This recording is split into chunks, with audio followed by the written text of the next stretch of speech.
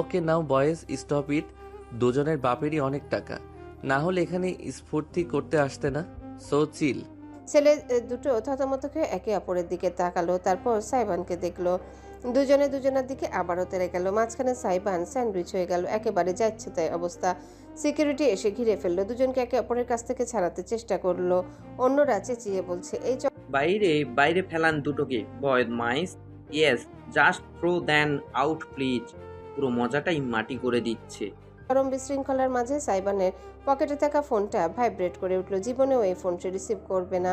Phone পুরোপুরি switch off করতে ভুলে গিয়েছে, তাই ফোন কেটে বন্ধ করার জন্য হাত তুলতে সে থমকে গেল। সিকিউরিটি চেঁচিয়ে তাকে কিছু বলছিল, তবে সে হাত তুলে বলে উঠল। হুশ। তারপর সকলের উদ্দেশ্যে রীতিমতো গলা ফাটিয়ে হুঙ্কার দিল। Everyone shut the fuck up right now.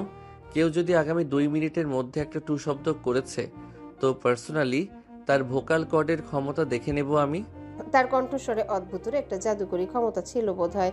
Security চিৎকার চেঁচামেচি করতে থাকা মানুষ, এমনকি ঝগড়ার কারণ ছেলে দুটো অবধি জমে গেল। সাইবান সকলের মাঝখানে দাঁড়িয়ে ফোন রিসিভ করলো। Yes my precious. তার কণ্ঠস্বর এতটা নরম হয়ে উঠল যে আশেপাশের কেউ কোনো তালমিল না পেয়ে ড্যাব ড্যাব করে তাকিয়ে রইল শুধু। ফোনের ওপাশ থেকে ভেসে এলো ইরামের কণ্ঠস্বর। শো শেষ হয়নি? এই তো শেষের পথে। আপনি ঘুমাননি এখনো? খুব বেশি মিস করছেন হাজবেন্ডকে? হাজবেন্ড শব্দটাতে একটা আলাদাই জোর দিল সাইবান। তীর্যক হাসি ফুটল তার ঠোঁটে। ইরাম কিছুক্ষণ চুপ করে থাকলো, তারপর বলল, তুমি অনেক টায়ার্ড বোঝা যাচ্ছে, কথাবার্তার কোনো ঠিক ঠিকানা নেই। আপনি এসে ঠিক করে দিতে পারেন, মাইন্ড করব না। নিয়ে তো যাওনি, জিজ্ঞেস করে দেখেছো যেতে চাই কিনা? ও, হাউ ক্রুয়েল অফ মি। আপনি হানিমুনে আসতে চান, সেটা আমাকে আগে বলবেন না? আলাদিন। চেহারা দেখা না গেলেও সাইবান নিশ্চিত এখন ফোনের ওপাশে থাকা ইরামের গাল দুটো লালচে হয়ে উঠছে। উজ্জ্বল শ্যামলা ত্বকে লালচে ভাবটা দেখলেই তার কেমন পাগল পাগল লাগে। ভাগ্যিস ইরাম কাছে নেই। তার কথাবার্তার ধাঁচে লক্ষ্য করে ইরাম বিষয়টা পাল্টে ফেললো। যাকে শো এর মাঝখানে ফোন রিসিভ করলে কিভাবে? আপনার জন্য শুধু আমার শো কেন, দুনিয়াটাও বিরতিতে পাঠানোতে রাজি আছি। বুঝেছি। সিলেটে গিয়ে তোমার মাথাটা আসলেই নষ্ট হয়ে গিয়েছে। বেশি বেশি চা খাওয়ার চেষ্টা করো চায়ের দেশে বসে, তাতে যদি মস্তিষ্কের জটটা একটু খুলে। খিলখিল করে হাসলো সাইবান। মস্তিষ্কের জটে জটে আপনি পাকিয়ে গেছেন, এত সহজে খুলবে কি? ইরাম দীর্ঘশ্বাস ভেসে এলো। আশেপাশে কোনো শক্ত জিনিস থাকলে মাথাটা বাড়ি মেরে ঠিক করো। আর হ্যাঁ, শো শেষ হওয়ার আগে সাথে সোজা হোটেলে গিয়ে রেস্ট নেবে, খাবে, তারপরে ঘুমাবে। আমি কালকে আর ফোন দিব না, দিলেই উল্টাপাল্টা কথাবার্তা শুরু করবে। রাখছি। যথা আজ্ঞা। পার্ট টাইম আম্মু, full time wifey. Good night. Bad night. আপনাকে ছাড়া আমার নাইট কখনো গুড হবে না। ফোনটা এবার সরাসরি কেটেই দিল ইরাম। সাইবান ঠোঁটে হাসি মেখে ফোনের স্ক্রিনের দিকে চেয়ে রইল। একেবারে জ্বালিয়ে ফেলেছে কয়েক মিনিটেই। ফোন পুনরায় পকেটে ভরে মুখ তুলতে সে ভরকে গেল। সকলে তখনও একদম চুপ করে বাধ্য শিশুর মতো দাঁড়িয়ে তাকে দেখে যাচ্ছে। সাইবান বাঁকা হাসলো। ওয়াইফি কামস ফার্স্ট। নাও কোথায় যেন ছিলাম আমরা? ও হ্যাঁ, ঝগড়া। Please continue. সিকিউরিটি। সাইবানের সঙ্গে ফোন কলটা অভাবনীয় ছিল। এখনো বুকের ভেতর ধুকপুক করছে ইরামের। ফোনটা কান থেকে নামিয়ে সামনে তাকাতে সে অবাক হয়ে গেল। বিপরীত দিকে সোফায় বসে থাকা সামিয়া এবং সারিকা দুজনেই তার দিকে রীতিমতো হাঁ করে তাকিয়ে আছে। আজ এমনিতে অনেকটা রাত হয়ে গিয়েছে। সামিয়া ফিরেছেন কিছুক্ষণ আগে, সারিকা নিজের কিছু ব্যক্তিগত কাজে ব্যস্ত ছিল, আর ইরাম রাতে তৃতীয়বারের মতো উঠে যাওয়া ইজানকে পুনরায় ঘুম পাড়িয়ে নিচে নেমেছিল। তিনজন রমণী অপরিকল্পিত এক চায়ের আসরে বসে গিয়েছে। অতঃপর সামিয়ার চোয়াল ফাঁকা হয়ে গিয়েছে। অপরদিকে সারিকার চোখ দুটো রসগোল্লার মতো বড় বড় হয়ে আছে। ইরাম এক ঢোক গিলে বলল, কি ব্যাপার, তোমরা এইভাবে তাকিয়ে আছো কেন? ইরাম এক ঢোক গিলল। সারিকা ইরামের হাতের ফোনের দিকে আঙ্গুল তুলে নির্দেশ করে অবিশ্বাস্য কণ্ঠে বলে উঠল, ওয়েট, সাই শোয়ের মাঝখানে ফোন অন রেখেছে? দ্বিতীয় অবিশ্বাস্য বাক্যটি ছুটে আসলো সামিয়ার তরফ থেকে, যার পর নয় হতবাক তারা। তবে ইরাম এর কারণ উদ্ঘাটন করতে পারল না। ফ্যাল করে শাশুড়ি আর ননদের দিকে তাকিয়ে রইল। তারা এত অবাক কেন হচ্ছে, যেন সাইবান জীবনেও তাদের ফোন কল রিসিভ করেনি। আপু, আমার প্রচুর ক্ষুধা পেয়েছে, খেতে দিন প্লিজ। চুলার আগুনের তাপে রীতিমতো সেদ্ধ হয়ে যাওয়া ইরাম মুখ ঘুরিয়ে পিছনে তাকে বেশ অবাক হলো। রান্নাঘরের দরজার সামনে দাঁড়ানো কিশোর সাইবান, স্কুল ড্রেস পরনে, খয়েরি টাই টেনে ঢিলে করে রেখেছে। ধূসর শার্টের উপরে কয়েকটা বোতাম খোলা, স্কুল ব্যাগটা আলগোছে ঝুলছে হাতে। ওড়না দিয়ে কপাল মুছে ইরাম বলে উঠল, ব্যাপার কি? খালামণি বাড়ি নেই? ডানে বামে মাথা নাড়ল সাইবান। সেমিনার 3 দিনের, খুলনায় গিয়েছে। ইরাম মুখ ফিরিয়ে আবারও চুলার দিকে তাকালো। তার বুকটা চেপে এলো। কোচিংয়ের বেতন আগাম নিয়ে আজ সকালে চাল কিনেছে, আরেক চুলায় আলু সেদ্ধ হচ্ছে। গতকালের কিছুটা ডাল রয়ে গিয়েছে, এই দিয়ে ভাইদের খাইয়ে দেবে ভেবেছিল। একটা শুকনো ঢোক গিরে সে সাইবানকে বলল, তুমি বরং বাড়িতে গিয়ে ভাত খাও ভাই। আপু তোমাকে লেবুর শরবত করে দিচ্ছি। না, কেন? সাইবানের অবুঝ প্রশ্নে ইরাম ওন্না গলায় চেপে আরেক দফায় ঘাম মুছল। না মানে তোমার বাড়ির খাবার নষ্ট হবে। উফ, বাড়িতে আজ রান্না হবে না। সিস টাকা দিয়েছে, ও বাইরেই খাচ্ছে বন্ধুদের সাথে রেস্টুরেন্টে। তাহলে তুমিও রেস্টুরেন্টে যাও। তবে ইরামকে পুরোপুরি উপেক্ষা করে সাইবান হঠাৎ তার পাশে এসে দাঁড়ালো। চুলার দিকে মুখ বাড়াতেই তার চোখ জোড়া চকচক করে উঠল, যেন সোনার খনি দেখছে। আলুর ভর্তা, ওয়াও, আমার ফেভারিট। আলুর ভর্তা, ডাল আর একটা শুকনো মরিচ। কতদিন খাই না।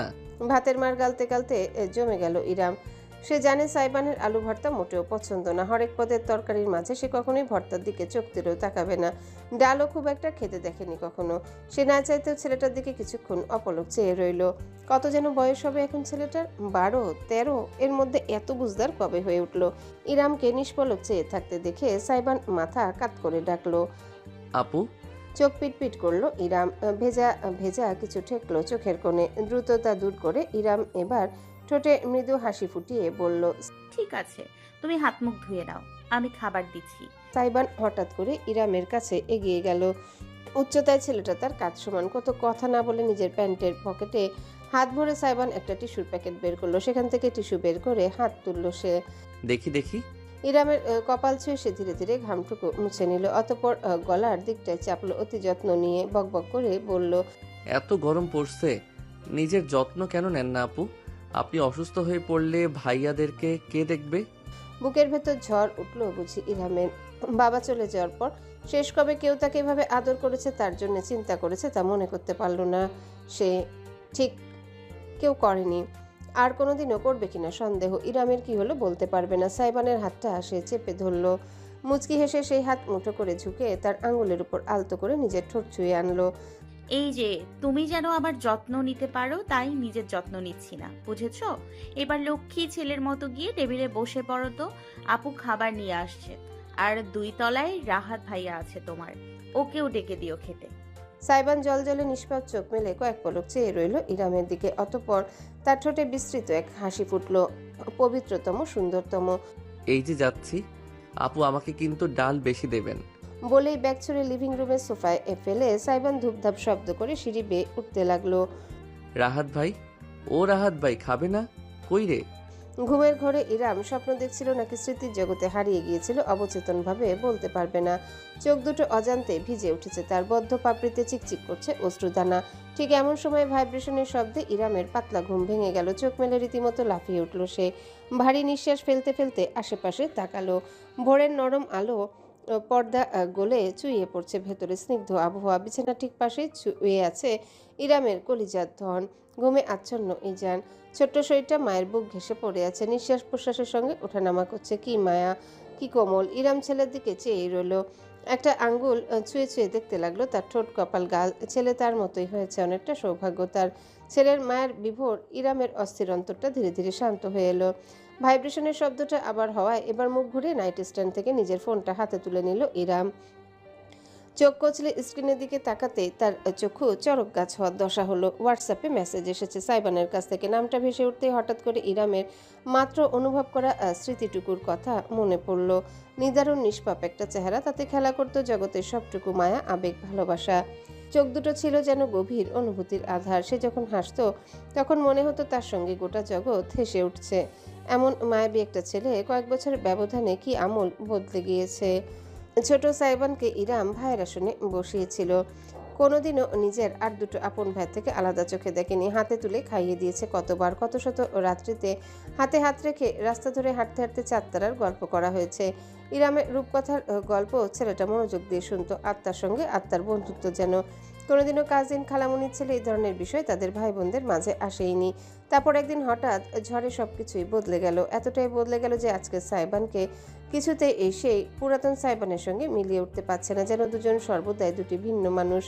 শেষমেশ সকল চিন্তা দূরে হটিয়ে ইরাম সাইবানের পাঠানো মেসেজটা দেখলো। এটা কি? একটা ছবি। সাইবান হোটেল রুমের মেঝেতে বসে আছে, তার পরনে একটা গোলাপি রঙের স্ট্রবেরি আঁকা প্যান্ট আর হ্যালো কিটি ডিজাইনের জুতো। চোখ পিটপিট করলো ইরাম। এটা সত্যি সাইবান, মুখটা তো তার স্বামীরই। কি আশ্চর্য! Good morning. ইরাম টেক্সট মেসেজটার দিকে পাক্কা 2 মিনিট যাবত তাকিয়ে থেকেও এর অর্থ উদ্ঘাটন করতে পারলো না। পারার দরকার নেই। সে তাকিয়ে আছে পাঠানো ছবিটার দিকে। ড্যাব ড্যাব করে চেয়েই রইল সে পাক্কা 5 মিনিট যাবত। সাইবান কি পাগল হয়ে গেল? সে দ্রুত মোবাইল টাইপিং করলো। ও পিরিয়ড বেস্টি। ইরামের চোখ কপালে উঠে গেল। বেস্টি? পিরিয়ড? কিসের পিরিয়ড? ও সৃষ্টিকর্তা, ইরামকে ধৈর্য দাও, ধৈর্যের ভান্ডার ঢেলে দাও। আইকে ইটস এফার। I K? কারা? কোথা থেকে এলো এরা? সকাল 6টা 7 বাজে, তোমার ব্রেন সুস্থ আছে? 6-7। 6-7 আবার কি? ইরাম ঘুম জড়ানো চোখে আঙ্গুল ঠেসে ধরলো। আপন মনে ভিড় করলো। হে আল্লাহ, উঠিয়ে নাও আমাকে, না ওই জল্লাদ ছেলেটার ব্রেন থেকে শয়তানি উঠিয়ে নাও মাবুদ, আমিন। তারপরই সে রেগে মেগে টাইপিং করলো। এক্ষুনি তুমি আমার চোখের সামনে থেকে বিদায় না হলে আমি কিন্তু তোমাকে ব্লক করে দিব। যাক, আমি ভেবেছিলাম তুমি গেঞ্জি। করুন, আমি এক্সপার্ট ওপেনার। ব্লকও খুলতে পারি, সঙ্গে আপনার অন্তরের দরজাও। ইরাম এবার একটু বিজয়ীর হাসি হাসলো। অবশেষে স্বাভাবিক ভাষায় ফিরেছে ছেলে। যাক, আমি ভেবেছিলাম তুমি গেঞ্জি ভাষা ছাড়া কোনো ভাষাই জানো না। গেঞ্জি বলবেন না তো, অপমান লাগে। সকাল সকাল স্ট্রবেরি মুখে না দিয়ে প্যান্টের সাজিয়ে কি প্রমাণ করতে চাইছিলে? এটাই যে বাকিদের জন্য আমি ঝুঁকি হলেও আপনার জন্য আজ তো একটা পুকি। ইরাম আরেক দফায় থামলো। পুকি আবার কি? পুরোপুরি জানা না থাকলেও তার কেন যেন একটুখানি লজ্জা লাগলো। সে নিজেও বলতে পারবে না। একটা ঢোক গিলে দ্রুত বিষয় পরিবর্তন করলো সে। তা সাত সকালে কি করছো? তুমি তো আবার ব্রেকফাস্ট প্লাস লাঞ্চ ব্রাঞ্চের আগে ঘুম থেকে উঠোই না। উঠেছো যখন নাস্তা করে নাও। ফিরছো কখন? Missing your daddy already. ফালতু কথা বলবে না। কিসের ড্যাডি? তুমি কি আমার আব্বু লাগো? ফিরে আসি। পোটলাকে বোঝাবো কিভাবে ওর আব্বু লাগি আর আপনার daddy. Till then keep missing me. Saiban অদ্ভুতরে একটা ইমোজি পাঠালো। ঠোঁট কামড়ে ধরে রেখেছে এমন। ইরাম টানা 20 সেকেন্ড চেয়ে থেকে শেষমেশ ফোনটা ফেলে মুখে হাত ঘষতে লাগলো। হে আল্লাহ, বিয়েটা যখন আলাদিনের সাথে দিয়েছো তখন আলাদিনের চেহারাটাও দিতে। চেহারা ঘষে দৈত্যকে বের করে বলতাম এই বান্দার মাথায় কি চলছে সেটা আমাকে বুঝিয়ে দিতে। পরক্ষণে আপন মনে খানিক হাসলো ইরাম। কেন তা নিজেও বলতে পারবে না। সকাল ভারী হয়েছে। ইরাম পুরোদস্তুর প্রস্তুত বাইরে যাওয়ার জন্য। আজ বিশেষ গুরুত্বপূর্ণ কাজ আছে তার।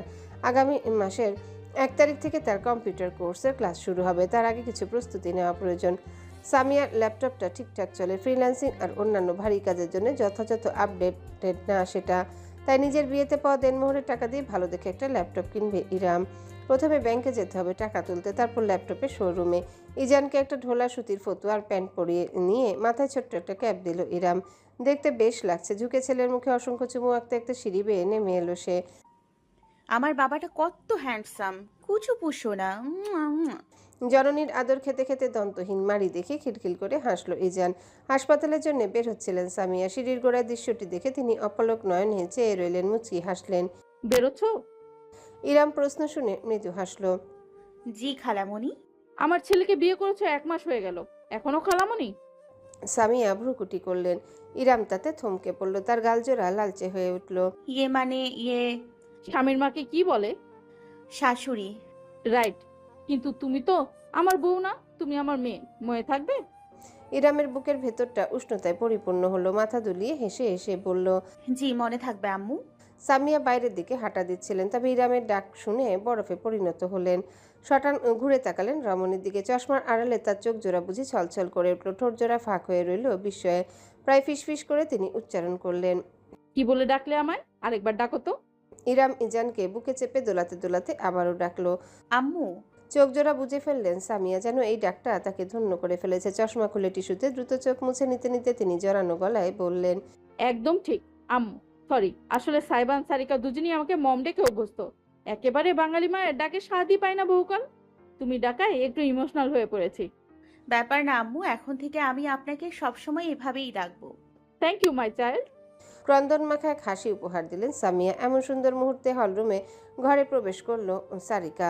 একটা আকাশি রঙের জর্জেটের শাড়ি পরনে, বাহুতে ঝুলছে অ্যাপ্রন, অন্য হাতে লেদারের দামি লেডিস ব্যাগ। চেম্বারের জন্য যাচ্ছে, ধবধবে সাদা হিল জোরে ঠকঠক শব্দ করে এগুচ্ছে সে।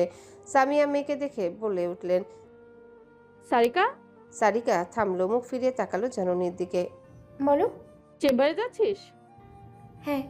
ইরমের সাথে যাও, ও ব্যাংক থেকে টাকা তুলবে। তোর চেম্বারের পাশেই তো অ্যাপোলো শোরুম, নিয়ে যাস। ভ্রু কুচকে ফেললো সারিকা। এক্সকিউজ মি মম, আমি অকর্মা না, কারোর চাকরও না।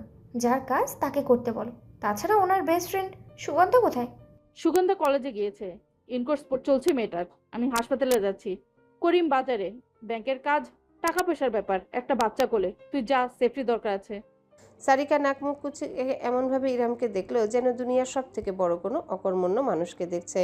তবে শেষমেশ সে মানা করলো না, ব্যাগ নাড়িয়ে তুড়ি বাজিয়ে ইরামকে বলল, তাড়াতাড়ি আসুন মহারানী, আমার চেম্বার বসে থাকবে না আপনার জন্য। বলেই সে গটগট করে হাঁটা দিল। ইরাম কিছুক্ষণ দাঁড়িয়ে থেকে শেষমেশ একটা নিঃশ্বাস ফেলে পিছু নিল সারিকার। কাজগুলো হতে 1 ঘন্টার মতো লাগলো। ব্যাংক থেকে টাকা তুলে গাড়িতে করে সারিকা চেম্বারের কাছে পৌঁছালো ইরাম। চেম্বার আর শোরুম রাস্তার এপার ওপার। শোরুমে ঢুকতে তাদের বসার জন্য চেয়ার দেওয়া হলো। স্টাফরা বেশ মিষ্টি ভাষায় ইরামের সকল প্রয়োজন অনুযায়ী ল্যাপটপ মডেল দেখাতে লাগলো।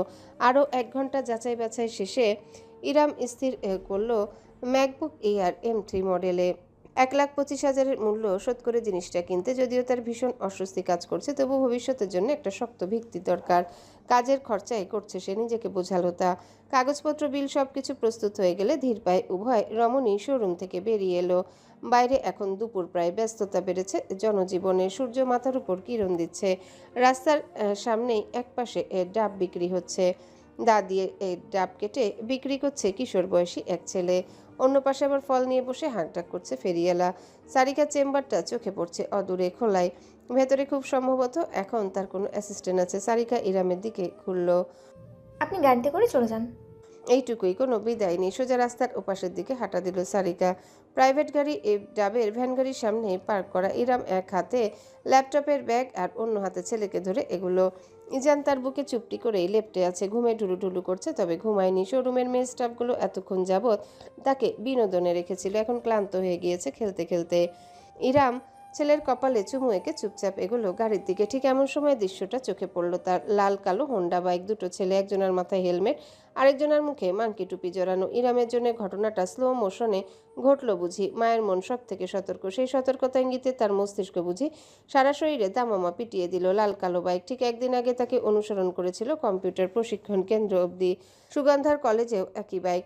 আর আজও সারিকার চেম্বারের সামনে সেই বাইক, দুজন ছেলে, এই গরমে মুখে মাংকি টুপি। অস্বাভাবিক, ভীষণ রকম অস্বাভাবিক।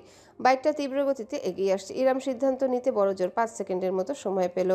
তার হাত থেকে ল্যাপটপের ব্যাগটা ধপাস করে নিচে পড়ে গেল। দু হাতের মাঝে ইজানকে বুকের ভেতর ঝাপটে ধরে উল্টো ঘুরে গেল সে। বাইকটা একদম তার কাছে।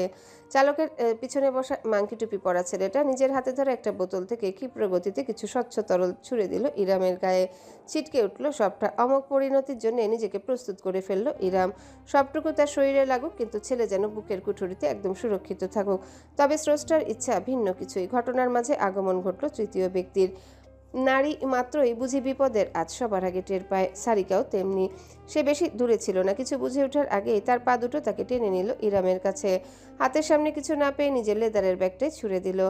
বাইক থেকে ছুঁড়ে দেওয়া তরলের বেশিরভাগ গিয়ে লাগলো সারিকার ব্যাগে। বাকিটা ছিটকে গেল চারিপাশে। কোথায় কোথায় গিয়ে ফোটায় ফোটায় পড়লো দেখাও গেল না। শুধু হতভম্ব চোখে উপস্থিত পথচারীরা দেখলো কিভাবে লেদারের ব্যাগটা গরম তেলে ছেড়ে দেওয়া মাছের মতো জ্বলে উঠল। অ্যাসিড। সারিকা বুঝলো সবার আগে। তবে এই 10 সেকেন্ডের মাঝে যা হওয়ার হয়ে গিয়েছে। আশেপাশের মানুষের চিৎকার চেঁচামেচিতে ভরে গিয়েছে চারিপাশ। অস্ত্র লক্ষ্য ভ্রষ্ট হয়েছে দেখে বাইকার স্পিড বাড়িয়ে দিল। সেকেন্ডের মাঝে চলে যাবে লোকচক্ষুর আড়ালে। অসহায় নারী হয়তো তাদের কিছুই করতে পারবে না, তবে একজন ধ্বংসিনী মা ঠিকই পারবে। এই সত্যিটা তাদের জানা ছিল না। ইরামের মাঝে কি তীব্র বিদ্যুৎ খেলে গেল সে নিজেও বলতে পারবে না। শটান ঘুরিয়ে দাঁড়িয়ে এক হাতে পাশে থাকা ডাবের ভ্যান গাড়ির উপর রাখা দাটা তুলে নিল সে। ঐশ্বরিক শক্তি ভর করলো বুঝি ইরামের মাঝে। বুমেরাঙের মতো দাটা ছুড়ে দিল সে। ভারী ধাতব বস্তুটি বনবন করে ঘুরতে ঘুরতে গিয়ে বাইকের পিছনে বসে থাকা মাংকি টুপি পরা ছেলেটার পিঠ বরাবর গেঁথে গেল। ছিটকে উঠল রক্ত সঙ্গে চিৎকার। অথচ বাইক চালক নিজের আহত বন্ধুটির জন্য থামল না। ওই অবস্থায় দ্রুতি বাড়িয়ে রীতিমতো কয়েক পলকের ব্যবধানে রাস্তা কেটে ওপাশে হারিয়ে গেল তীব্র গতিতে। বহু দূর থেকেও পিছনে বসা ছেলেটার পিঠে ভয়ানকভাবে গেঁথে থাকা ধারালো দায় স্পষ্ট দেখা গেল, যতক্ষণ না আততায়ীরা সম্পূর্ণ চোখের আড়াল হয়ে গেল। সম্পূর্ণ ঘটনাটা ঘটল মাত্র 15 সেকেন্ডের ভিতর। অতঃপর এক অশরীরী পিনপতন, নীরবতা, বাকরুদ্ধ প্রত্যেকে, যেন সকলের মস্তিষ্ক বুঝে উঠতে হিমশিম খাচ্ছে সেকেন্ডের ব্যবধানে কি হয়ে গেল। ইরামের চোখে যেন আগুন ঝরছে, ফুঁসছে সে হিংস্র বাঘিনীর মতো। অথচ তার দুঃসাহসে ভরা বুকের ভেতরটা ভেঙে খান খান হয়ে গেল জগতের সব থেকে ভয়ঙ্কর কান্নার আওয়াজে। ইরামের বুকে লেপ্টে থাকা ইজান তীব্র চিৎকারে বুঝি গোটা ধরিত্রী কাঁপিয়ে দিল। ভেতর থেকে আত্মা বেরিয়ে গেল। মানুষ বোধহয় তেমনটাই অনুভব করে যেমনটা ইরাম এই মুহূর্তে করলো। ঝট করে মুখ নামিয়ে তাকালো সে। ইজানের বাম কবজি লালচে বর্ণে ছেয়ে গিয়েছে, ধীরে ধীরে ত্বক পোড়ার মতো শক্ত হয়ে যাচ্ছে। ছটফট করে কাঁদছে নাজুক শিশুটি। আমার আব্বু। ইজানের চাইতে দ্বিগুণ শক্তিতে চিৎকার দিয়ে কেঁদে ফেলল ইরাম। চারিপাশে ভিড় জমে গিয়েছে, চিৎকার, চেঁচামেচি, হাকডাক। অথচ এত কিছুর মাঝেও ইরাম শুধুই নিজের ছেলে ছটফট করতে থাকা নাজুর শরীরটাকে দেখে যাচ্ছে। কি করবে না করবে, কোথায় গিয়ে ঝাঁপ দিলে তার বুকের ধন রক্ষা পাবে, সে মেলাতে পারছে না। এমন সময় দৌড়ে এলো সারিকা। আশেপাশের কয়েকজনকে উদ্দেশ্য করে সে চেঁচিয়ে উঠল, পানি প্লিজ, ঠান্ডা পানি কেউ জোগাড় করুন, কুইক। কয়েকজন দিক বিদিক হয়ে এদিক সেদিক ছুটে গেল। ইরাম ইজানকে নিয়ে মাটিতেই বসে পড়েছে হিতাহিত জ্ঞান শূন্য হয়ে। আমার আব্বু, আমার আব্বু, আমার বাবাটা, প্লিজ। আম্মু সরি, আম্মু পারিনি। আম্মু তোমাকে ব্যথা পেতে দিয়েছি। আমার আব্বুটা। ঝরঝর করে অশ্রু ঝরছে ইরামের। ইজানের গগন বিদারী চিৎকার জননীকে একটু একটু করে ভেঙে চুরমার করছে। একজন পানির বোতল নিয়ে এসে পড়ল। সারিকা ইরামের পাশে বসে বোতলে ছিপি খুলতে খুলতে বলল, আরে মেয়েটা কাঁদার সময় না, আরে মেয়ে এটা কাঁদার সময় না, ওর হাতটা ধরুন সাবধানে, আমি পানি ঢালছি। ইরাম দ্রুত মাথা দুলে ইজানের ক্ষত হয়ে যাওয়া হাতটা ধরল। সারিকা লালচে ত্বকের উপর পানি ঢালতে লাগলো এক নাগাড়ে। এই তো আব্বুটা। আম্মু আছি এখানে। ছটফটিয়ে কাঁদতে থাকলো ইজান। ইরাম ছেলেটার মুখটা বুকে চেপে দোলাতে লাগলো। আরো দুজন পানির বোতল জোগাড় করে এনেছে। সারিকা দুটোই নিজের হাতে নিল। তারপর শটান হয়ে দাঁড়িয়ে ইরামকে টেনে তুলল। জলদি হাসপাতালে যেতে হবে, চলুন চলুন। গাড়ির ড্রাইভার প্রস্তুত ছিল, ইঞ্জিনও চালু করে রেখেছে। ইরাম ছেলেকে নিয়ে ছুটে গাড়িতে উঠে গেল। সারিকা মাটিতে পড়ে থাকা ম্যাকবুকের ব্যাগটা তুলে হন্তদন্ত হয়ে ছুটল। গাড়িতে চেপে বসতে ড্রাইভার গতি বাড়িয়ে চলতে আরম্ভ করলো। হাসপাতাল অবধি সমস্ত রাস্তাটা সারিকা ইজানের হাতে পানি ঢেলে গেল। এত সব দৃশ্যের মাঝে কারো চোখে পড়ল না যে দৃশ্যটা, সেটা হলো অদূরে সাইকেল নিয়ে দাঁড়িয়ে থাকা ইহান। ইরামের কিশোর ভাইটা এখানে এসেছিল কলেজের একটা ক্লাস মিস দিয়ে। গতকাল ইরাম তাকে ফোন করে বলেছিল আজ ল্যাপটপ কিনতে যাবে।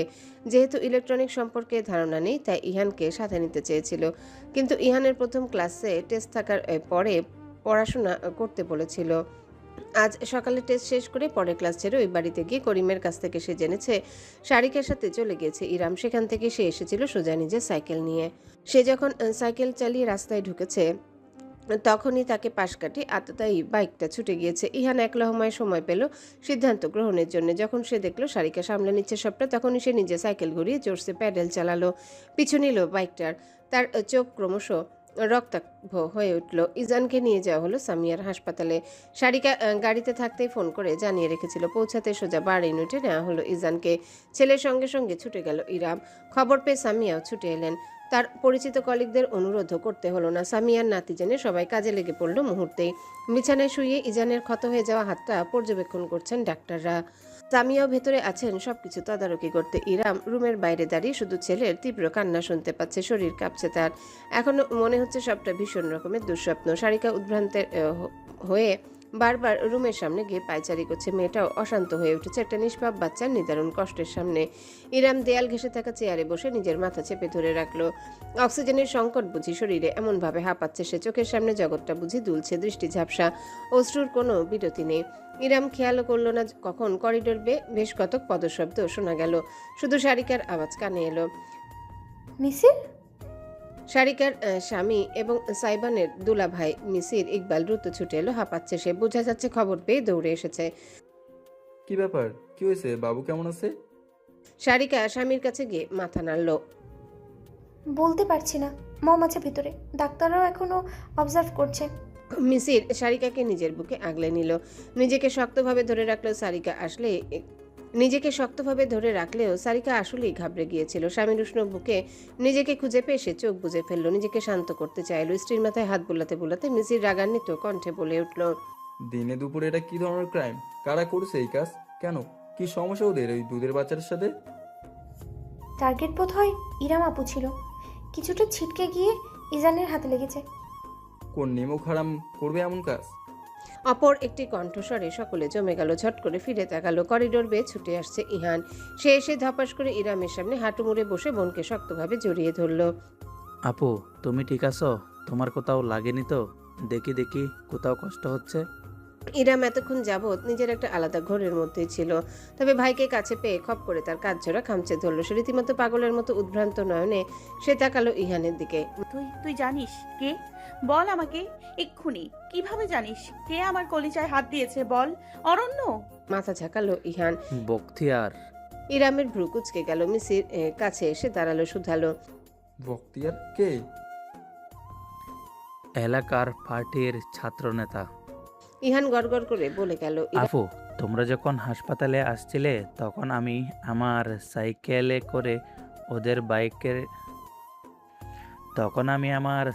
করে ওদের বাইকটাকে ফলো করেছিলাম। কাছে যেতে পারিনি, দূর থেকেই দেখেছি। যেখানে থেমেছে ওটা ওদের হাইট আউট। সবাই চেনে আপু, দুটো ছেলেই বখতিয়ারের চেলা। ইরাম থমকে গেল। চোখের পানিও বুঝি শুকিয়ে গেল তার। মিসির আর সারিকা একে অপরের দিকে তাকালো। মিসির বলে উঠল, কিন্তু একটা পলিটিক্যাল ইনভলভ ছেলের ইরামের উপর কিসের রাগ? আমার আফুর সঙ্গে কারো কোনো শত্রুতা থাকতেই পারে না। এই বখতিয়ারের বাচ্চা শালা একটা কুত্তা। দেখুন গিয়ে, আপনাদের কারো মধ্যেই গাবলা আছে। আমার বোনের উপর দিয়ে দোষ তুলে নিয়েছে। রীতিমতো গর্জে উঠল ইহান। তবে এর বেশি কিছু করা সম্ভব হলো না। একজন ডাক্তার ভেতর থেকে উকি দিলেন। বাচ্চার মা কোথায়? একটু ভেতরে আসুন আপনি। ইরাম এক লাফে উঠে দাঁড়ালো। বাকি সব চিন্তায় তার মাথা থেকে বেরিয়ে গেল ওই মুহূর্তে শুধু নিজের ছেলে ছাড়া। ভেতরে ইজান তখনও ফুপিয়ে ফুপিয়ে কাঁদছে। তার ছোট্ট শরীরটা বেডে রাখা হয়েছে। হাতে ক্যানুলা সংযুক্ত স্যালাইন বা ওষুধ জাতীয় কিছু দেওয়া হচ্ছে শরীরে। ক্ষতের উপর বার্ন ক্রিমের প্রলেপ দেওয়া। ছোট্ট অস্তিত্বটিকে ঘিরে এত আয়োজন, এত যন্ত্রপাতির বহর। স্যালাইনের নল দেখে ইরাম আজ কতবারের মতো শেষ হলো নিজেও বলতে পারবে না। সামিয়া তার কাছে এগিয়ে আগলে নিতে চাইলেন নিজের মাঝে, অথচ ইরাম সামিয়ার সাহায্য আর গ্রহণ করলো না। তাকে ঠেলে বিছানার কাছে গিয়ে দাঁড়ালো। অস্বচ্ছ চোখে ঝুঁকে ছেলেটার মুখটা আলতো করে স্পর্শ করলো। খুব কষ্ট হচ্ছে তাই না আব্বু? ইরামের গলা সম্পূর্ণ ভেঙে গিয়েছে। ডাক্তার জানালেন, আল্লাহর অশেষ রহমত যে মাইন্ড বার্ন হয়েছে, সাথে সাথে ক্ষতে পানি ঢালার কারণে মূল বিপদটা সেখানেই কেটে গিয়েছে। তবে বয়স অনেক কম আর বাচ্চার স্কিন অনেক সেনসিটিভ, তাই আমরা 3 দিনের নিবিড় পর্যবেক্ষণে রাখবো আপাতত। ট্রিটমেন্ট চলাচল থাকবে, অনুরোধ থাকবে ধৈর্য ধরা। ইরাম জবাব দেওয়ার মতো কোনো অবস্থায় নেই। সামিয়াই নিজের ভেজা চোখ মুছে বললেন, থ্যাঙ্কস ডক্টর।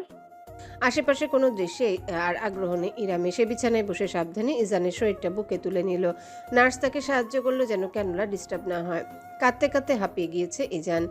শরীরটা ইরামের বুকে কাদামাটির মতো দুর্বল হয়ে পড়ে থাকলো। ছেলের দিকে ঝুঁকে তার গায়ে সুবাস জোরপূর্বক গ্রহণ করতে করতে ইরামের মস্তিষ্ক সচল হয়ে উঠল একটু একটু করে। তার ছেলেকে যে বা যারা কষ্ট দিয়েছে তাদের কোনোদিনও সে ক্ষমা করবে না, নিজের আপন মানুষ হলেও না। বিমানবন্দরের বাইরে পা রাখতে দূরে অনুরাগের বাইকটা চোখে পড়ল সাইবানের। মানুষের ভিড় ঠেলে লম্বা পা ফেলে ছুট লাগালো সে।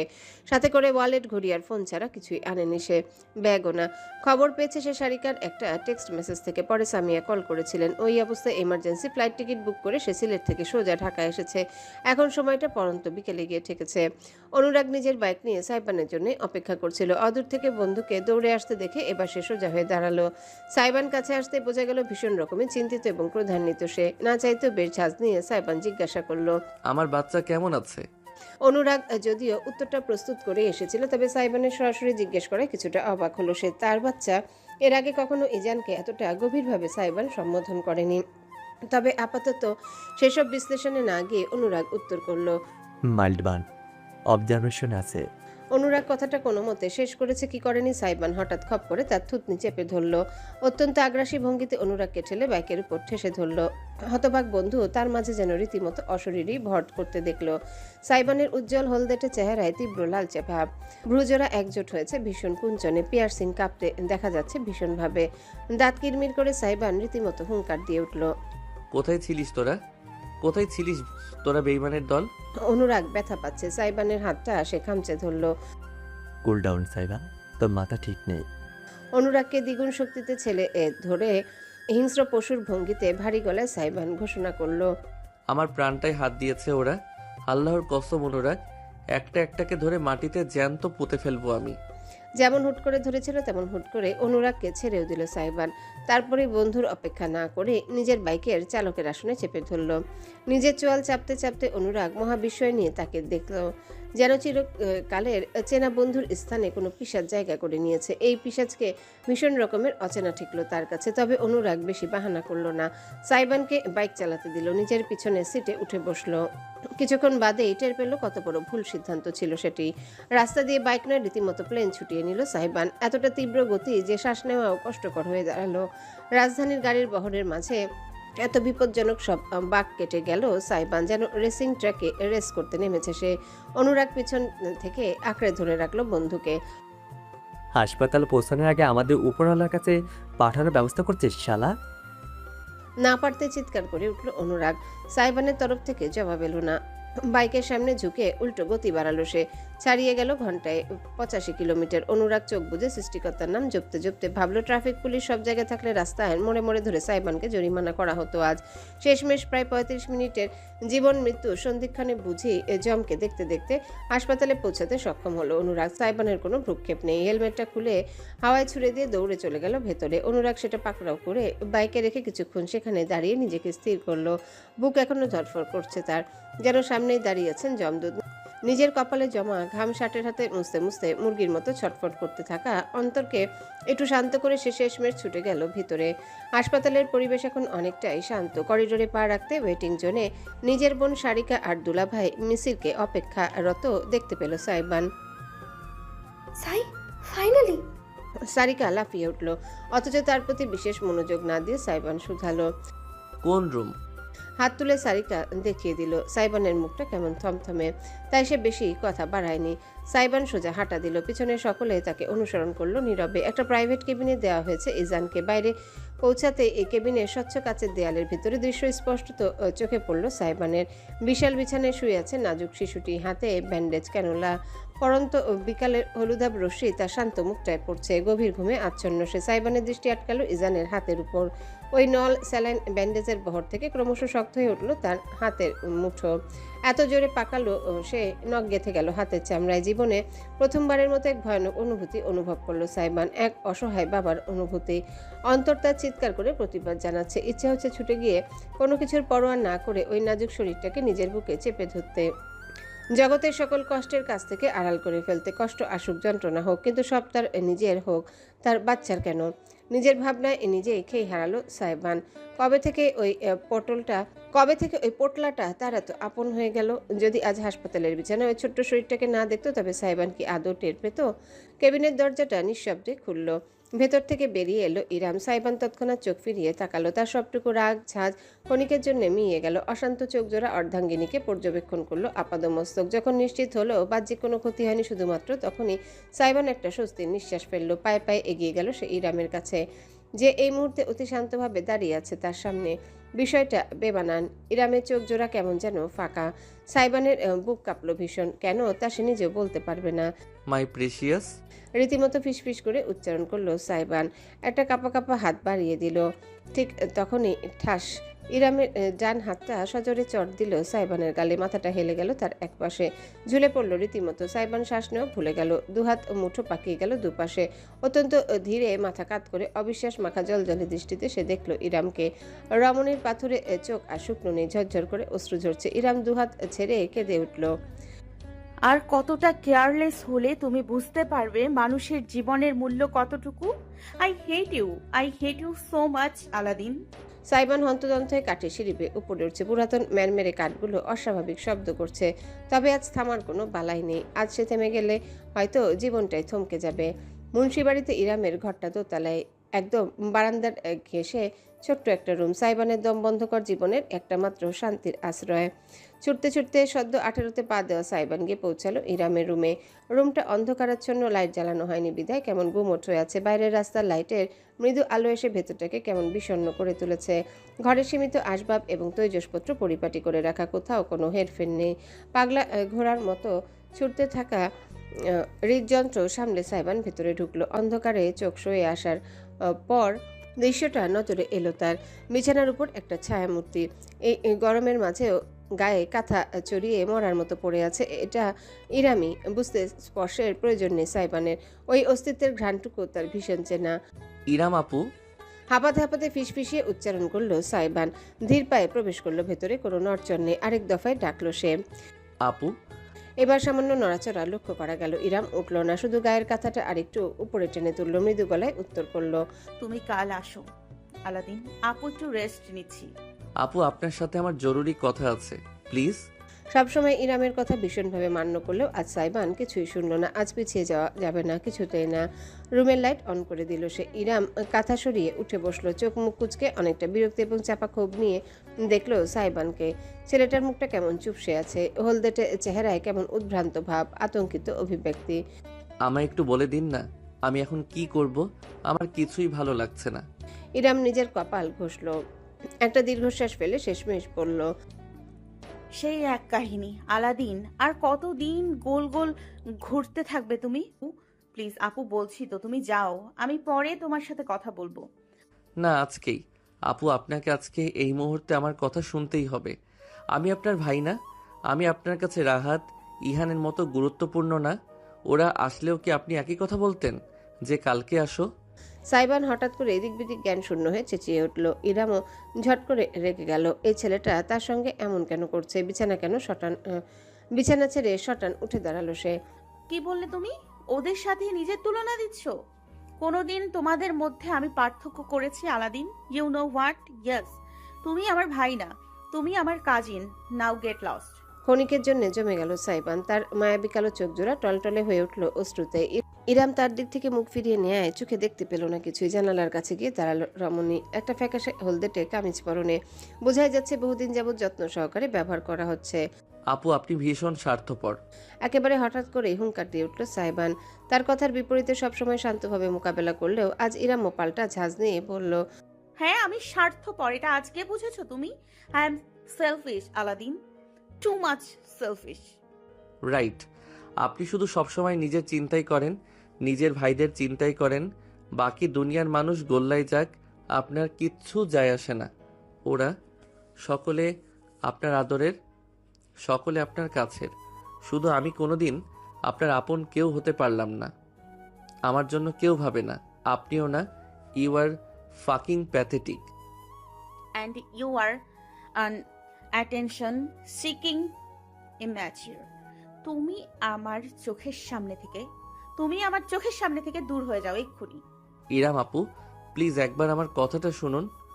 চোখের সামনে থেকে দূর হতে বলেছি তোমাকে। দেয়ালে ঘেঁষে থাকা সোফায় বসে আছে সাইবান। তার হাত দুটো কপালে ঠেকানো, কোনোই হাঁটুর উপর, চোখ জোড়া বুজে আছে। দগদগে ঘায়ের মতন লেপটে থাকা স্মৃতিগুলো আজ তাকে ভীষণ জ্বালাতন করছে। সেই দিনটার কথা স্মরণে আসছে, যে দিনটার পর সে আর কখনো ইরামের দুয়ারে গিয়ে দাঁড়ায়নি। তার জীবনের শ্রেষ্ঠ আশ্রয় সেদিন তার কাছ থেকে কেড়ে নেওয়া হয়েছিল। আজ বোধহয় সেই ঘটনার পুনরাবৃত্তি ঘটল নতুনভাবে। সাইবানের একটুও ব্যথা লাগেনি, শারীরিক যন্ত্রণা বলতে কিছু তার অনুভূত হয়নি, শুধু অন্তরটা ছিন্ন ভিন্ন হয়ে গিয়েছে। জগতের সব থেকে অসহায় হওয়ার অনুভূতিটা ধীরে ধীরে ফিরে আসছে। অতীতের বেরি বুঝি নতুন করে তাকে আষ্টে পৃষ্ঠে ধরতে চাইছে। ঠিক এমন সময় নিজের কাঁধে একটা চিরচেনা স্পর্শ অনুভব করলো সাইবান।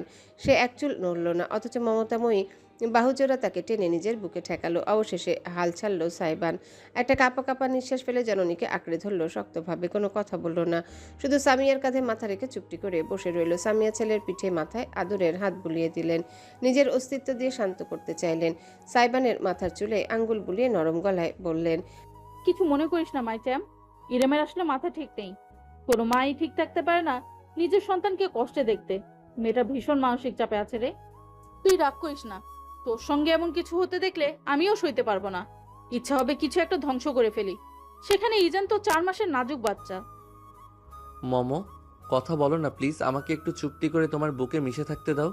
ফিসফিস করে বলল সাইবান। সামিয়া তৎক্ষণাৎ চুপ করে গেলেন। ছেলেকে আরো শক্তভাবে নিজের মাঝে আগলে নিলেন। সাইবান সামিয়ার কাঁধে মাথা গুজে চোখ বুজে চুপটি করে বসে থাকলো।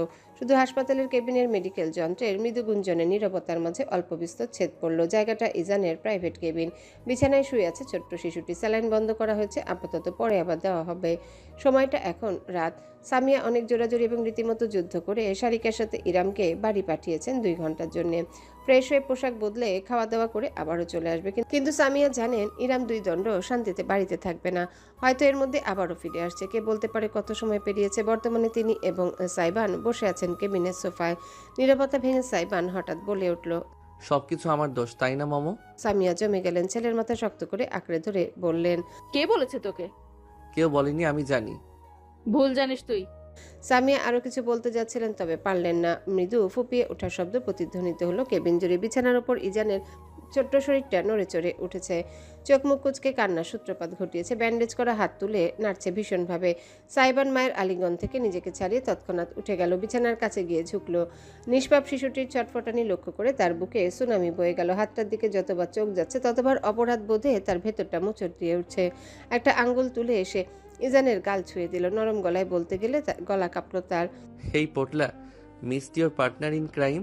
স্বভাবসুলভ উৎফুল্ল কণ্ঠে বলার চেষ্টা করলেও কেমন যেন বিষণ্ণ শোনালো সবটা। ঠোঁটে ঠোঁট চেপে ফেললো সাইবান। ইজানের মাঝে কোনো ভ্রুক্ষেপ নেই আজ। অন্যান্য সময়ের মতো চোখ মেলে তাকে দেখছেও না, শুধু ফুপিয়ে যাচ্ছে। বোঝা যাচ্ছে কষ্ট হচ্ছে তার। সাইবানের চোখ জোড়া চকচকে হয়ে উঠল। অনিশ্চিতভাবে হাত এদিক সেদিক বাড়ালেও সে ঠিক বুঝে উঠতে পারল না কি করবে। কি করলে ইজান শান্ত হবে। আপু, ইরাম আপুকে ডাকো। মমো, মমো আপুকে। তুই পারবি? সাইবান বিহ্বল হয়ে বলছিল, কিন্তু সামিয়া তার পিঠে হাত রেখে সেই কথা থামিয়ে দিলেন। আশা স্বরূপ বললেন, তুই ওর বাবা সাইবান? বাবা? শব্দটা বুঝি গোত্তা খেলো সাইবানের হৃদয়ের দুয়ারে। সামিয়া সবটাই লক্ষ্য করলেন। অভিজ্ঞ ভঙ্গিতে তিনি পরিস্থিতি সামলাতে চাইলেন। জিজ্ঞাসা করলেন, তুই কখনো ওর সাথে স্কিন টু স্কিন ট্রাই করেছিস? সাইবানের ভ্রু কুঁচকে গেল। স্কিন টু স্কিন সেটা কি? মৃদু হাসলেন সামিয়া। বিছানার কাছে গিয়ে বসলেন। অত্যন্ত সাবধানে চটফট করতে থাকা ইজানকে সাবধানে তুলে নিতে নিতে ব্যক্ত করলেন, স্কিন টু স্কিন হলো বাচ্চার সঙ্গে বাবা মার বন্ডিং এর একটা দারুণ পদ্ধতি। একটা নির্দিষ্ট সময় সরাসরি ত্বকের সাথে ত্বকের স্পর্শ, মানে বাচ্চাকে বুকে ধরে রাখা বা জড়িয়ে ধরে শুয়ে থাকা। এতে বাচ্চার বডি টেম্পারেচার ঠিক থাকে। পাশাপাশি ওরা যেহেতু সেন্সিটিভ হয়, স্কিন কন্ট্যাক্ট হলে ওরা সহজে মানুষ চিনতে পারে, বিশেষ করে বাবা মাকে। তোকে আমি শিখিয়ে দিচ্ছি, চেষ্টা কর। সাইবান সামিয়ার কথা অনুযায়ী কাজ করলো। ধীরে ধীরে নিজের পরনে শার্টের বোতামগুলো খুলে বুক উন্মুক্ত করে নিল। সোফায় হেলান দিয়ে বসলো সে। সামিয়া সাবধানে ইজানকে ধরে সরাসরি তার বুকের উপর রাখলেন। সাইবানের উষ্ণ ত্বকের ছোঁয়া পেতেই ইজানের ফোপানো ক্রমশ মিয়ে এলো। তার বুকের উপর হাত পা ছড়িয়ে এলিয়ে রইল নিশ্চুপ হয়ে। সাইবান ভীষণ রকমের অবাক হলো। এতটা সহজ ছিল এই ছেলেকে শান্ত করা। বিশ্বাস হতে চাইল না আর।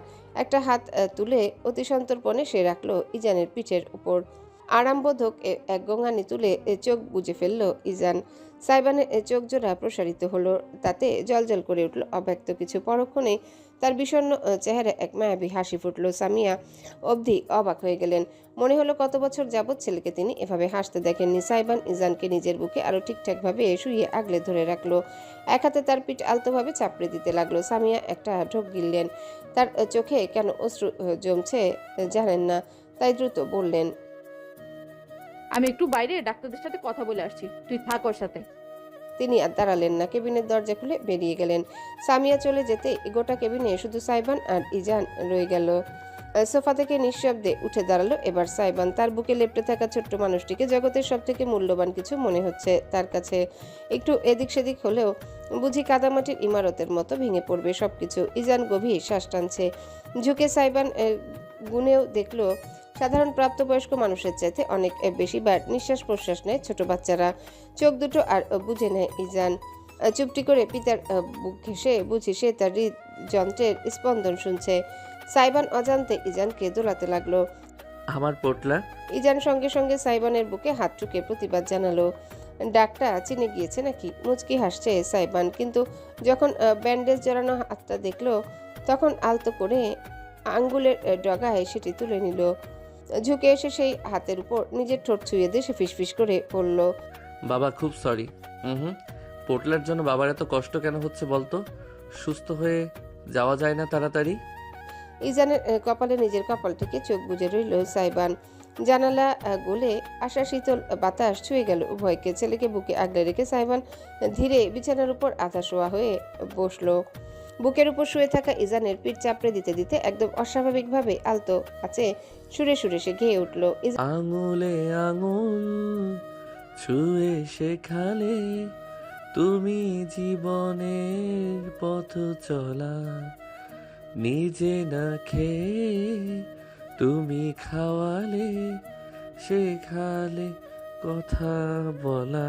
ইজানের চোখ জোড়া ঘুমে ঠুলু ঠুলু হয়ে এলো। ছোট একটা হাই তুলে সে লেপটে গেল সাইবানের বুকে। সমস্ত কেবিন জুড়ে মৃদু কণ্ঠের গুঞ্জরণ খেলে চলল ঐন্দ্রজালিক মায়ার মতন।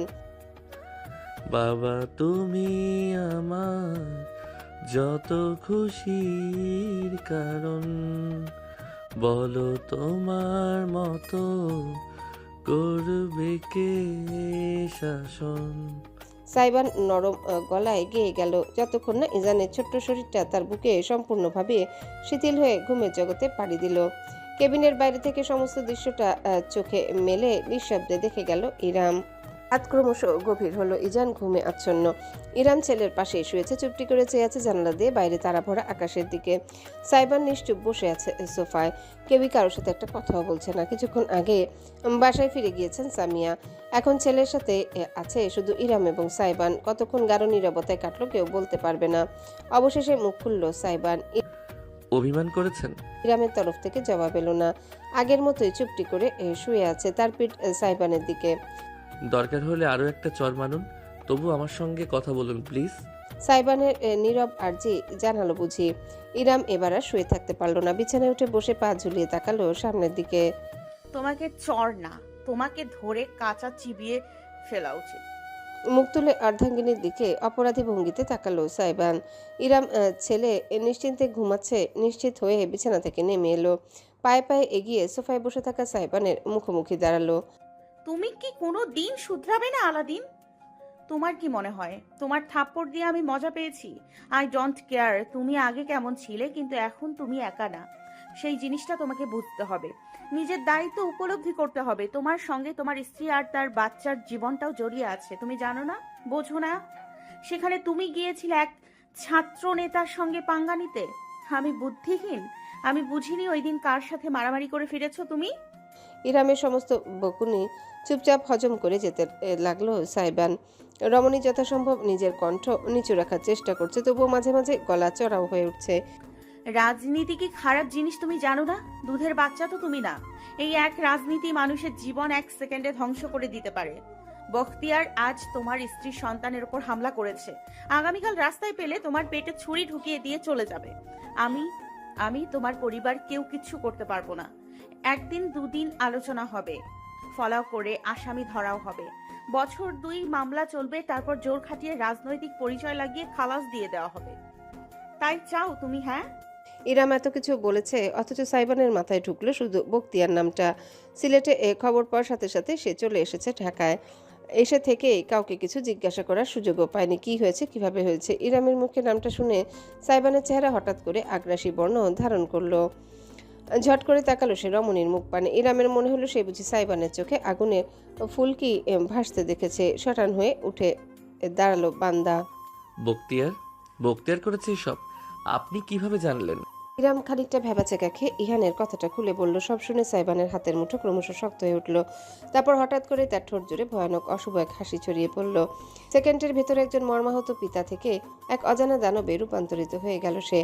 নিজের মাথা চুল টেলে ধরল সাইবান। পাগলের প্রলাপের মতো হাসতে হাসতে বলে উঠল, oh my god, Bakhtiyar right? Mother fucking bastard. ওর কবরের ফলকে আমি এটাই খোদাই করব। ইরাম আতকে উঠল। ও তো না আলাদিন, আমি না বলেছি। আপনার কথা আমি কেন শুনবো? আমি শুধু বখতিয়ারের কথা শুনবো। ওর গলা চেপে ধরে নর্দমার পানিতে ডুবিয়ে মারার সময় ও কেমন চিৎকার করে সেটা শোনার দারুণ ক্রেভিংস হচ্ছে আমার। আলাদিন! হুশ, একদম চুপ। রুক্ষভাবে ইরামের ঠোঁটে আঙ্গুল চেপে ধরল সাইবান। অতঃপর হালকা একটা ধাক্কা দিয়ে তাকে বিছানায় ফেলে দিল। হতভম্ব অর্ধাঙ্গিনী তার বিস্তারিত নয়নে দেখল এক রুদ্রমূর্তিকে।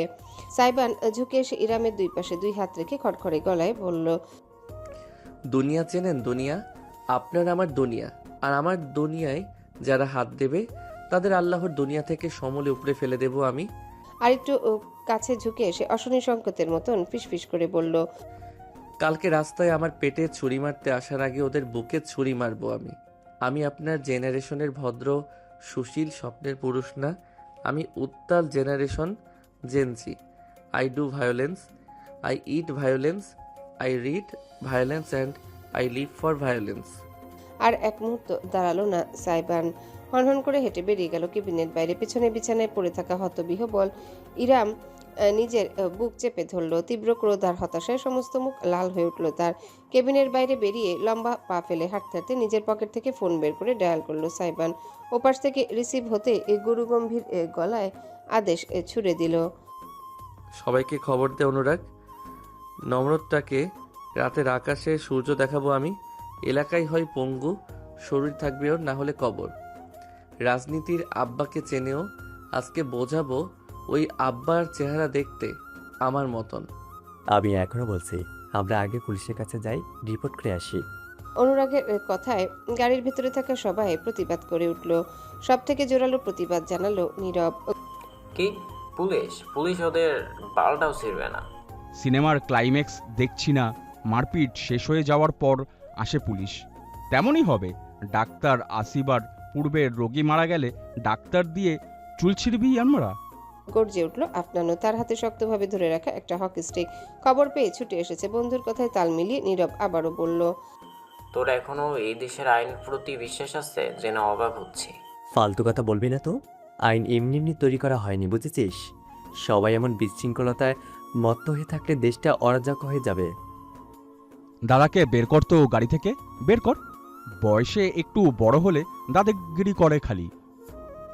মান্ধাতা আমলের চিন্তাভাবনা যত্তসব। একটা দুধের বাচ্চার গায়ে শালারা অ্যাসিড মেরেছে, আর এই মুরব্বি পড়ে আছে আইন আদালত নিয়ে। দাদা, আপনি গাড়ি থেকে বের হন। আফনান ঝাঁজ নিয়ে বলল। অনুরাগ বন্ধুদের কথাবার্তা শুনে শুধু একটা দীর্ঘশ্বাস গোপন করতে পারল। সাইবানদের সঙ্গে একই ক্লাসে পড়লেও সে তাদের বয়সী নয়। 3 বছরের ব্যবধান আছে। এর কারণ দেরিতে স্কুলে ভর্তি। ক্লাস 4-এ একটু খারাপ রেজাল্ট করার কারণে তার বাবা আবার আরেক বছর সেখানে রেখে দিয়েছিলেন। পরে 1 বছর টাইফয়েডে স্কুলমুখো হওয়া হয়নি। বয়সের ফারাক থাকলেও কোনোদিনও বন্ধুদের মাঝে সেসব নিয়ে ভাবনা চিন্তা হয়নি। হ্যাঁ, টিপ্পনি অবশ্যই কাটা হয়। দলের গুরুজন বলে সে চেষ্টা করে এই ছন্নছাড়া বাউন্ডুলে দলটাকে একসাথে বেঁধে রাখতে। গাড়ি চলছে অত্যন্ত দ্রুত গতিতে। পেছনে সবাই হাঁকডাক করে কথাবার্তা বললেও আলোচনায় একদমই অংশ নিচ্ছে না সাইবান স্বয়ং। একমনে ড্রাইভ করছে। দৃষ্টিরুক্ষ যেন মরুভূমির উত্তপ্ত রোদে। তার ভ্রুজোড়া কুঁচকে গেছে। ঠোঁটে ঝুলছে একটা সিগারেট। বনবন করে ঘোরাচ্ছে স্টিয়ারিং। আশেপাশের গাড়ির পরোয়া করছে না।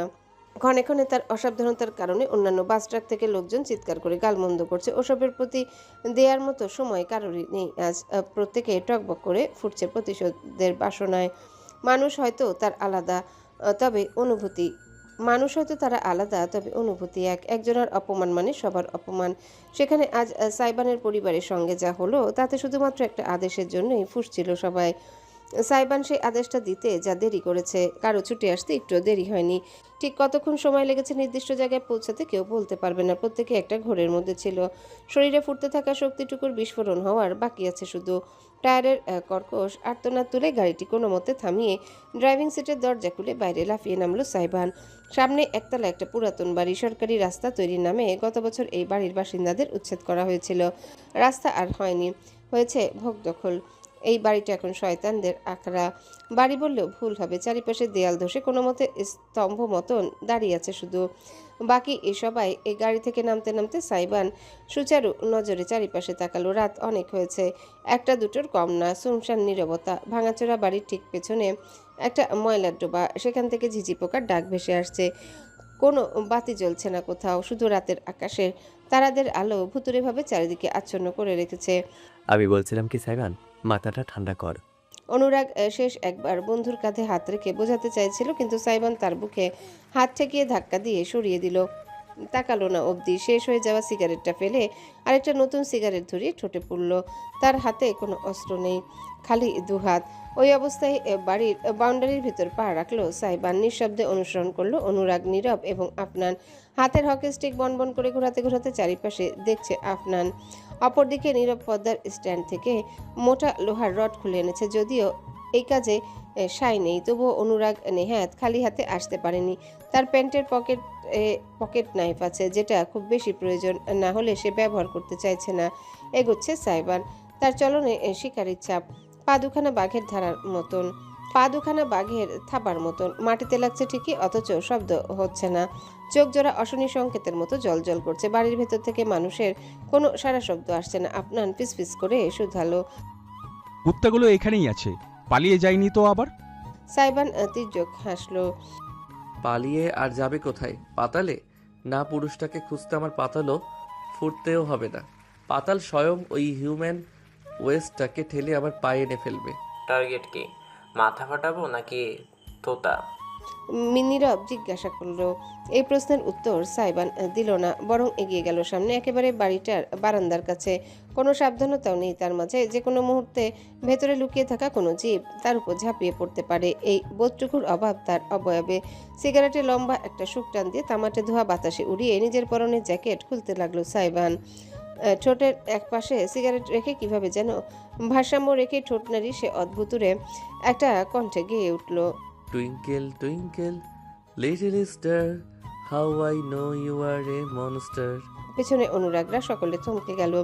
ভূতের মুভিতে যেমন করুণ সুর শোনানো হয় ভয় দেখানোর জন্য, সাইবানের কণ্ঠটা একদম তেমন শোনালো। ফিসফিসে কাতর, বিষণ্ণ, বিনোদিত, সবকিছুর অশরীরী মিশ্রণ। সঙ্গে তার চলার বেপরোয়া ভঙ্গি। অনুরাগ না চাইতে একটা ঢোক গিলল। রাতের হালকা আলো সাইবানের লম্বাটে সুঠাম শরীরের প্রতিফলিত হয়ে এক ভৌতিক অবস্থা সৃষ্টি করেছে। আফনান আর নীরব হঠাৎ করে অনুরাগের গা ঘেঁষে এসে দাঁড়ালো। কেন তারা এই মুহূর্তে নিজের প্রাণের বন্ধুকে ভয় পাচ্ছে বলতে পারবে না কেউই। সাইবান জ্যাকেট খুলে নিতেই ভেতরে ট্যাঙ্কটপ বেরিয়ে এলো। তার শক্তিশালী বাহুর গড়ন স্পষ্টত চোখে পড়ল। সুঠাম বিস্তৃত পিঠের সাথে কাপড় লেপটে থাকায় পেশির গাঁথুনি পরিষ্কার দেখা যাচ্ছে। নড়েচড়ের সঙ্গে বাইসেপস ফুলে ফেপে উঠছে। জ্যাকেটটা নিজের কোমরে বাঁধল সাইবান। তার অশরীরী সঙ্গীত থেমে নেই। শীষ বাজিয়ে বাজিয়ে সে গেয়ে চলল, up above the hill so high, I will chase you until you die. সাইবানের গলার স্বর অত্যন্ত কর্কশ হয়ে উঠল, নিশাচরে ঘরঘরে গর্জনের মতো। পা কাঁপল আফনানের। এক পাশ থেকে অনুরাগের বাহু আঁকড়ে ধরে সে ফিসফিস করল, ওর ওপর জিনাছোড় করেছে নাকি? ভাই, ও যদি উল্টো ঘুরে আমাদের উপরে ঝাঁপিয়ে পড়ে, আমার কেন যেন মনে হচ্ছে সেটাই করবে। নীরব বলতেই অনুরাগ একই সঙ্গে ভীষণ বিরক্ত এবং অস্বস্তি অনুভব করলো। হ্যাঁ রাম। অস্ফুট স্বরে সে বিড়বিড় করলো। সাইবান দাঁড়িয়ে নেই। বাড়ি ভাঙার দেয়াল টপকে ইতিমধ্যে ভেতরে ঢুকে গিয়েছে। 5 মিনিটের মতো সবকিছুর কেমন থমথমে হয়ে রইল। অতঃপর পিনপতন, নীরবতা। সাইবানের সে অশরীরী সঙ্গীত আর শীষ দুটোই নাই হয়ে গিয়েছে। অনুরাগের ধার ঘেঁষে তখনও সাবধানী ভঙ্গিতে দাঁড়িয়ে আছে সবাই। ব্যাপারটা কি হলো? হঠাৎ এমন পিন পতন, নীরবতা? সর দেখি। অনুরাগ দুজনকে ধাক্কা দিয়ে সরিয়ে এগিয়ে গেল। তারাও পিছু নিল দ্রুতই। সকলে দেয়াল টপকে ভেতরে ঢুকতে প্রথমে বিকট একটা গন্ধ নাকে এলো। একটা মৃদু আলো জ্বলছে সাইবানের ফোনের ফ্ল্যাশের।